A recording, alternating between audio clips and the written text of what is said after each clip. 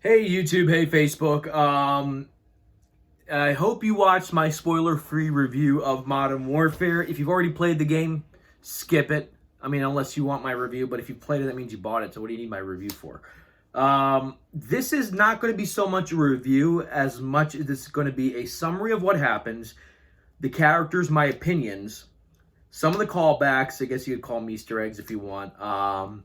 But really, this is a deep dive, and this is for the hardcore Modern Warfare fans. And I'm not talking about the people who just played the multiplayer and didn't know who Captain Price was, who John McTavish was.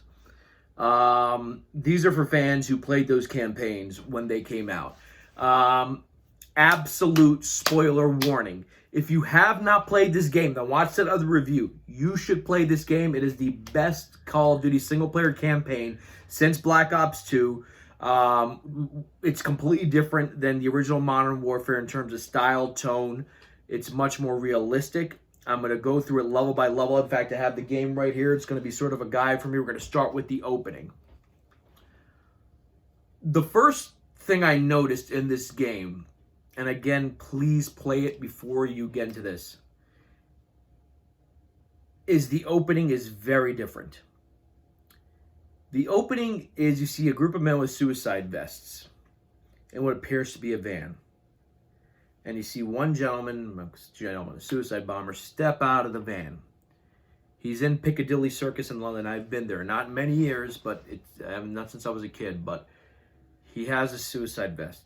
He has the detonator in his hand. And the mother and her son notice. And right before he clicks, you see Modern Warfare title drop.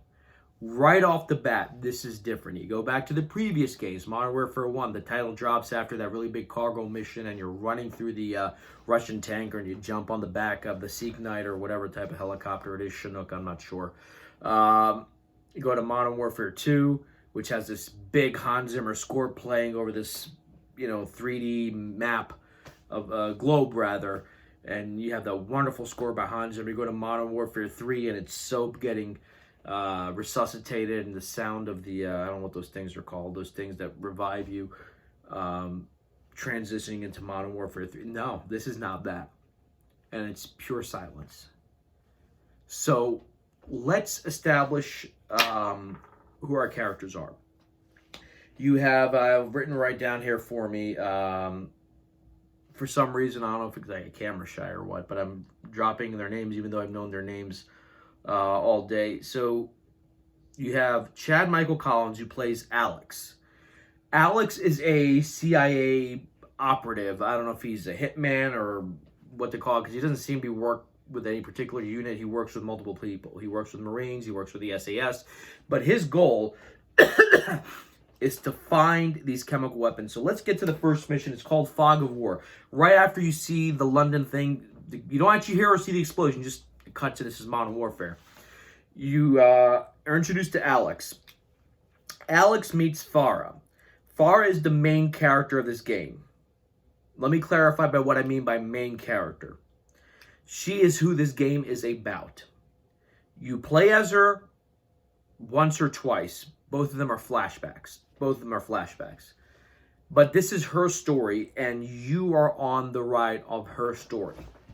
She leads a group of freedom fighters, as they're called, against the Russians and a terrorist organization called Al-Qatari, I think it's what's called. If I can get that goddamn name right.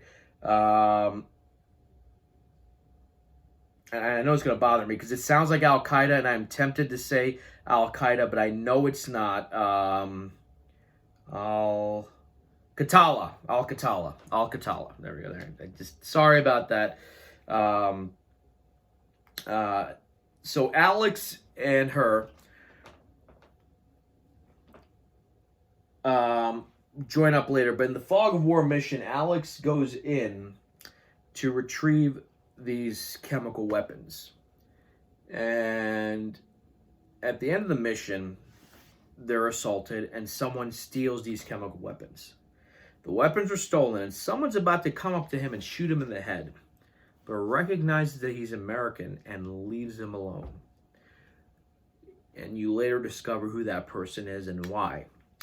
The group responsible for stealing it, at least that we think, is Al-Qatali or whatever. Al-Qaeda. I'm just going to say Al-Qaeda, right? They took the fucking thing. And now we jump to London. And I'm going to warn you, this mission is very difficult. And yes, there's bias here, because I live in the West.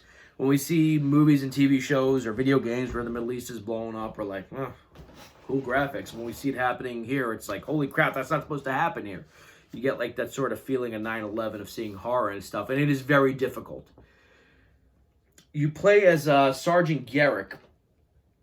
He is, I'm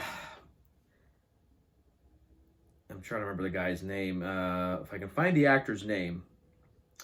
Kyle Garrick. Now, when we're introduced to Kyle Garrick, he's the SAS guy you play as. And there's a moment where I'm like,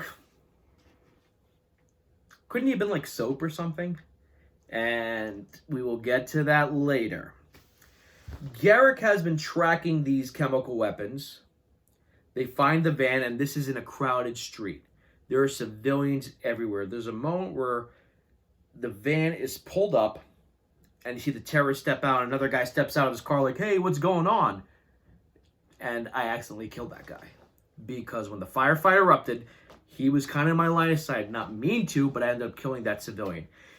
The accidental killing of civilians plays a huge role in this game. And whereas in previous levels when that happened, it was always kind of like, either the game would stop or the person would go like, oh, and just keep running. I think of the favela mission in Modern Warfare 2 when you're in Rio de Janeiro and you're hunting Alexander Rojas. And, there's people running and they're all waving their hands like, apparently when people are being shot at, they wave their hands and they run, they kind of dance. So, to let you know they're being a distraction. Not in this one. It is very terrifying when you see men, women, and children running, screaming. And they're just unloading their weapons. Sergeant Garrick and his team are pursuing these terrorists through the streets of London. And I apologize, I just played it.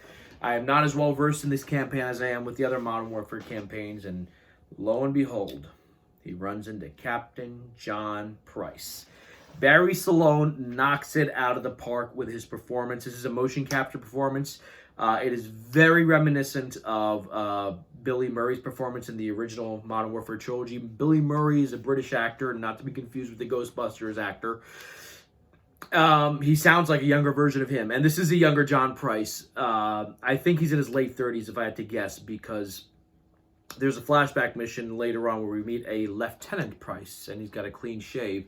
And usually in the military, if you're a lieutenant or lieutenant, as the Brits would say, you're in your 20s. In fact, you can make captain in your 20s, in your late 20s, depending, and especially during wartime, you can get promoted even further. My dad was a major before he was 30 because he served in a war. So you meet Price. He's like, Garrick, you're with me. He's a young SAS soldier whose kind of arc is small in the sense that he wants to stop these guys. He had the intel to stop these guys, but bureaucratic nonsense or whatever stopped him from stopping this attack on London. And he says our hands are tied, and you see that in the trailer. Oh, they get untied because him and Price do some pretty scary things. In terms of pushing the limits, this game kind of reminded me of 24, the TV series, and I'm going to tell you where. Anyway, they go to London, they try to find out. It turns out the Al-Qatar or Al-Qatali, Al-Qaeda, whatever they're called, they're behind this, and chemical weapons are out in the wild.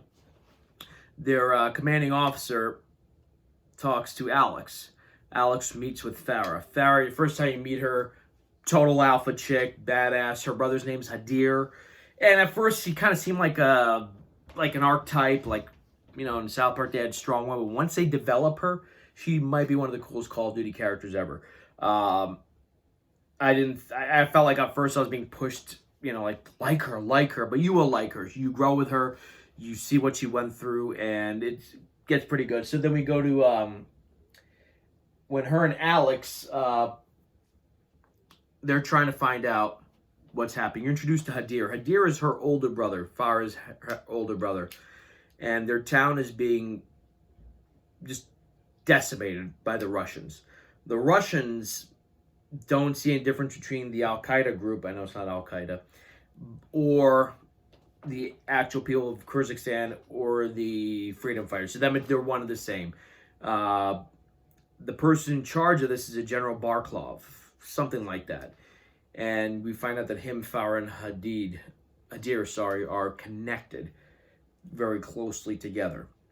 After that, they move on to, proxy war. And this idea of the Americans and the Russians, or the Russians and the West, are kind of fighting each other through a proxy war like we did in Vietnam. And right now, it's kind of interesting. During Modern Warfare, the first trilogy, seeing the Russians as a bad guy kind of seemed hokey because, the Cold War was over. But now, given what we know, I mean, obviously there are allies, kind of. But for better or worse, I think we're in kind of a strange place with Russia in terms of foreign policy. Their actions in Ukraine, their actions in Syria, they're associated with al-Assad. That's all in this game under just completely different titles. But this is not, it doesn't give you a side to pick and say, the Russians are right. And even then, the Russian General Barklov, who you're fighting, is a separatist. He's kind of like Zakhaev or Makarov. He's not the Russian government. He's kind of doing this thing on his side. So that way you can kind of it's not all the Russians, it's this guy. His job, General Barklov, he sees the Urzikistanis or Urzikistanis, Urukai, whatever. These people as a nation of just terrorists. Like, I don't trust any of you. You've committed terrorist attacks, and it's all your fault. This place breeds terrorism. In the same way that as Americans, we might look at Afghanistan. Okay, it doesn't mean all Afghanis are bad people, but it's a country that bred Al-Qaeda, that bred the Taliban, in which, the way we might look at that. And he has a sort of no prisoners approach.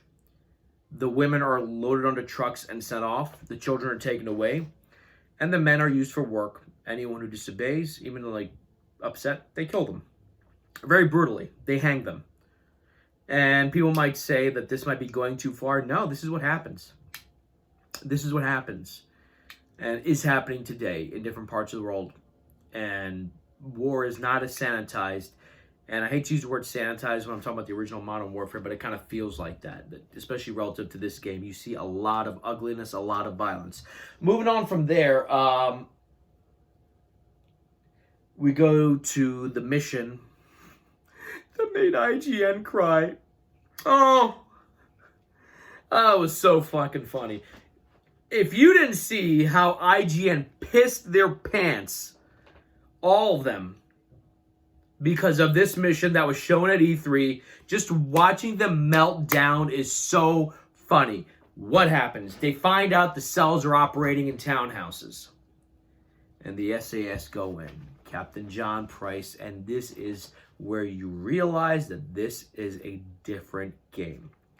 You're in townhouses or flats, as they call them in London, neighborhood, in Camden. It is slow. It is tactical. And it is very easy to kill innocent people in this. There's a part where a woman's running for a baby. People said it's too much. Well, guess what?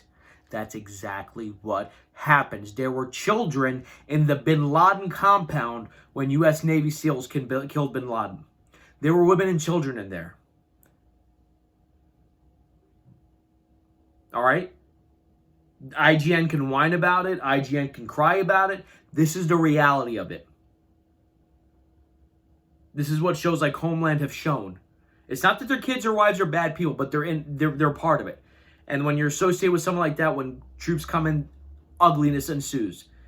And this game, instead of when you shoot a civilian, it doesn't say, you killed a civilian, we'll take you to the last checkpoint. No, you can kill them. It is very uncomfortable, and I'm glad it is because it should be. I can't remember the last time a game made me feel uncomfortable like this. I mean, Metal Gear Solid 5 sometimes, we're killing soldiers. I'm like, yeah, but you're a soldier. That's what soldiers do. Not all soldiers, but when you're in a war zone, you're going to kill other people. And, of course, there are non-lethal ways to do it. But this is a rough mission, but I think it is... When you write an essay, you have your thesis sentence. Traditionally, thesis sentence is in the beginning of a paragraph, your thesis paragraph, but sometimes it can be at the end. This was the thesis of this game. This slow, methodical, women screaming, babies crying. A woman goes and runs and you think she's grabbing a gun. It's actually your baby. You could have shot her. Luckily, I didn't. I don't know what would have happened if you did. But there are many times where I accidentally shot civilians and he just kept moving forward. The game does not try to politically correct you at that moment. Like, this is not what happens. This is exactly what happens. And guess what? You have to keep moving. And it is ugly. And I think the reason you have a lot of critics saying they're asking questions, but are they asking the right questions? There's no question here. This is what happens. You want the game to make a judgment for you and say, this is good, this is bad. And this game, you have to do a lot of bad things to save the day, to fix the problem. And Captain Price says it in the trailer, he says it in the game. You have to draw your own line. And this game really shows you the ugliness of it all. And I applaud them for doing that. I don't care what all these critics who are crying and saying, is it asking the right question? Is the question right? And are they giving the answer that I think is right? No, they're not doing that. And I'm glad they're not doing that. It is a very nerve-wracking round. Because they just pop out. If you ever Call of Duty Black Ops when you go in the rat tunnel and you've got a little pistol and a flashlight, these guys just jump out at you, the North Vietnamese. Yeah, it's like that for like the whole mission because they just pop out. And you're trying to be apprehensive because you don't want anyone to get killed. And then boom, someone pops out and you sometimes shoot them, realize they were a civilian. And it gets worse throughout the game. There's a hospital mission we're going to talk about where that happens and it just gets worse because you kick open a door and you see people and you're about to shoot and you realize, oh my God, these are civilians. But somewhere among them is a guy with a gun shooting at you. And yeah, you accidentally kill civilians. And guess what? The second time I tried it, I tried not to shoot and try to pick my target. He just killed anyone anyway. Sometimes it's about a really bad choice and a really bad choice and how much of a role you play in that choice. This game does that. And then when I'm watching, I think it was Games Radar, Game Informer, or one of those, journaling, they're like, it's asking the questions, but it's getting a little out of touch. It's getting a little out of hand. It's a little offensive. No. Yeah. I'm sorry. Yeah. The big war that we always talk about, World War II? We won that war. And we did some pretty horrible things to win that war. I mean, the Nazis did obviously much worse stuff. The Japanese did some pretty horrible stuff. But we did. But we won the war. But some horrible things happened in that war. To both sides. And civilians took the brunt of it. And this game is unapologetically showing you that. But what these critics want is for them to come and say, I can't believe I did that. And I'm sure that happens to soldiers. But you're in a situation where chemical weapons and this game just is sort of unapologetic about it, and I like that. I like that it's unapologetic. Doesn't mean I agree with it. Mind you, I'm not trying to take the side and say, that's what happened. I'm just showing you that this game makes you feel conflicted about what you're doing, but you have to do it because there's a larger goal in sight. Moving on from there,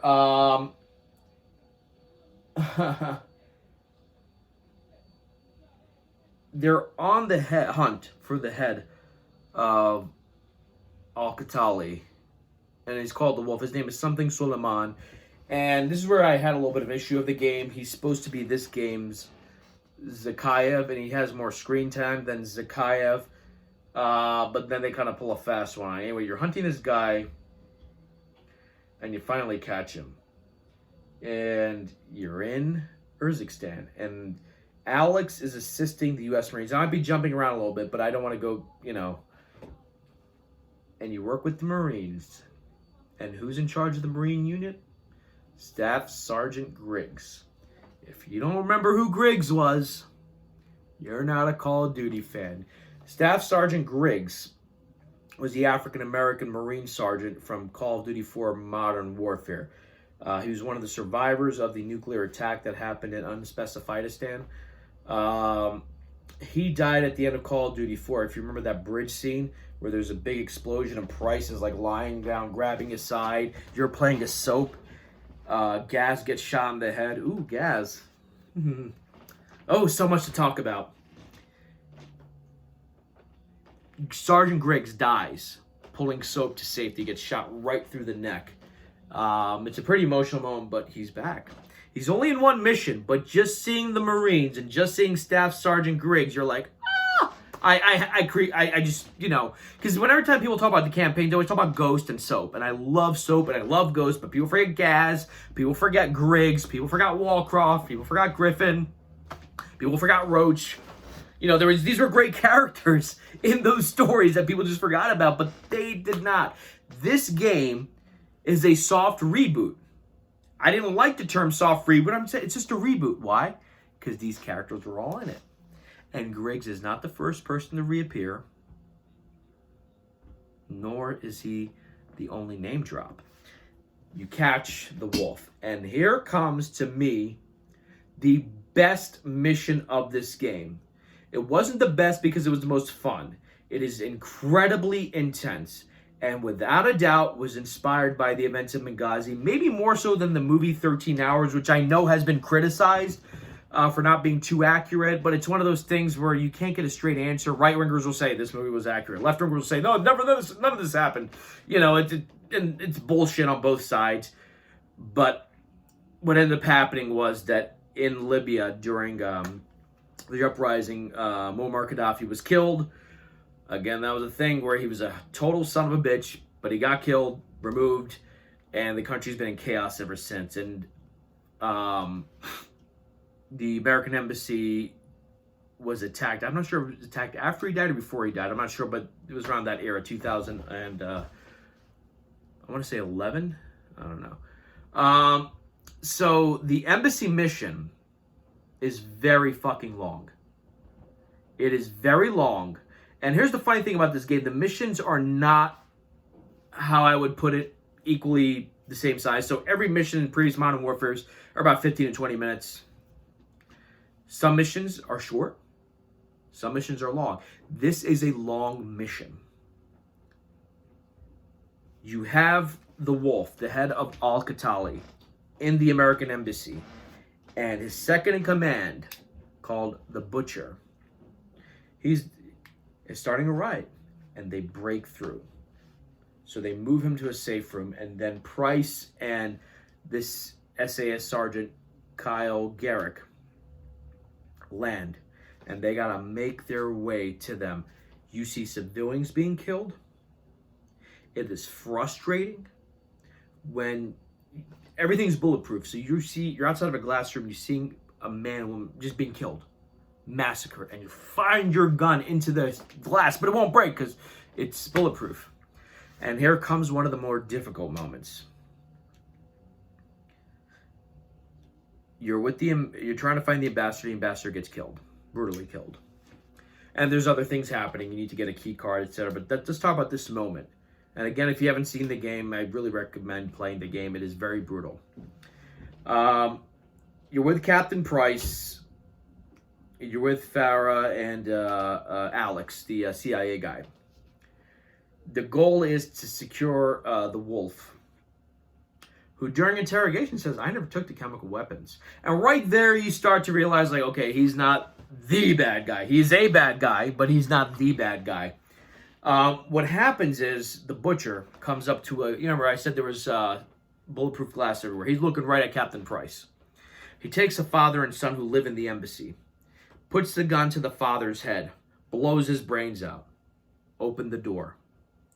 He then takes a little boy, puts the gun to his head, and you have the option to open the door. I did not open the door, so I have no idea what happens if you do. But you have the option to open the door. He lets the boy go, and then turns around and shoots the kid. It's a pretty shocking moment. But I think it shows you, yeah, you know what, terrorists, they don't care. People got mad about this with Modern Warfare 3, where when you see the chemical attack in London, and you see a little girl dancing, and all of a sudden a truck explodes. as maybe gratuitous, but that is exactly what happens in war. They shoot this dad and his kid right in front of Captain Price. And Price says, we'll get him later. But right now, we have to get the head. Because what if he opened the door, what? They're going to take the leader of the cell and take him back and continue their war of terror? It's a pretty horrifying sequence. And this is just not even the first half. You have to help a lady who's the secretary to the ambassador. Ambassador's killed. She's got a key card. You got to move her through to the safe room. And then now you got to move across the campus. And you're at war with the city. If you've seen the movie 13 Hours, and again, I'm not saying the movie 13 Hours is 100% accurate, but this idea of wave after wave after wave of people coming at you, and you have limited ammo, you have limited weapons, limited supplies, and it is pretty scary. Because they come from everywhere. At some point, you get a little bit of drone support, and that's it. There are no missions like Death from Above, where you are in charge of an AC-130 and get to blow away and solve all your problems. They're running low on ammo, and there were about 5 times during this mission where I thought, okay, this is the end of the mission. Hey, we held them off. Oh, no, now they're coming from this side. We held them off. They're coming from this side. Oh, we held them off. Now we got to go back. I'm like, son of a... It's nonstop. It's in your face. It was very reminiscent, if in terms of intensity, movie Black Hawk Down. Black Hawk Down, people said that Game of Thrones had the largest battle of all time ever filmed. No, Black Hawk Down did, because aside from the first 30 minutes of the movie is one big battle. It is one big battle. It is nonstop, and there are very few times where you can come up from air from the story. Like, there's a few brief moments, but those brief moments come after some really horrible things have happened, and you know more horrible stuff is coming. That's why I think Black Hawk Down is without doubt one of the best war movies. It is incredibly visceral. It is unapologetic. It is, not to use the word lightly, but traumatizing as a viewer. Like, it's pretty brutal. This is how this mission is. You're running from side to side, and you keep getting killed every 2 seconds because there are people shooting from everywhere. It's not like they're there, you're here. There are no great cover spots. You think, oh, I'm good over here. Well, guess what? They're coming around the side. They're coming from behind you. They're coming from in front of you. And when you got rid of them over there, you go back behind you, and they're there too. It is horrifying. Only to discover that when it's time for extraction or something like that, they lock the wolf in a room, blow up the door, and turns out the room is breached. The wolf is free.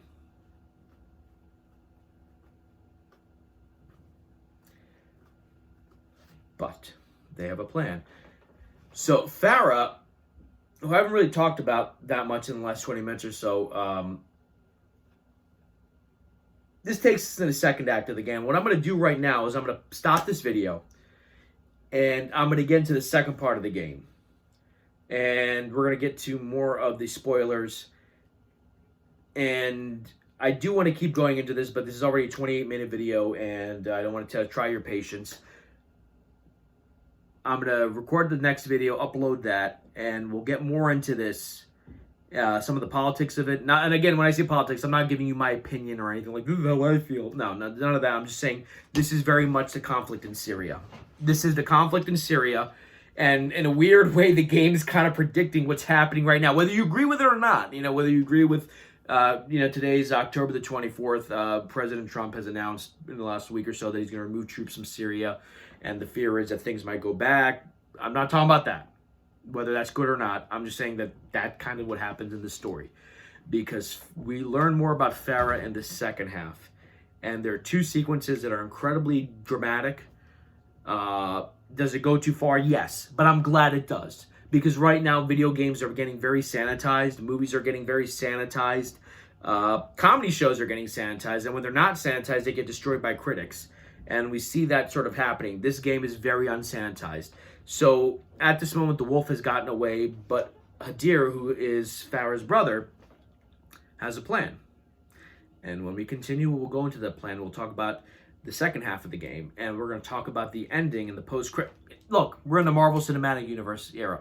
Everything has a post-credit. Even now, I wouldn't be surprised if the new Rise of Skywalker movie is going to have a post-credit scene. It probably won't, but I could just see that happening. Like, it's not over.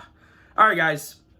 I know this was 29 minutes, but this is for the hardcore fans. This is for the people who played the game, enjoyed it, and I'm going to talk about the last few missions and the big reveals. There's some big reveals. There's a big character reveal at the end. They don't say who that character is, but I know exactly who that character is because I know Modern Warfare. All right, guys, thank you very much. Like, comment, subscribe. I'm going to load part 2. I'm going to record it first and upload it, and I'll talk to you guys later.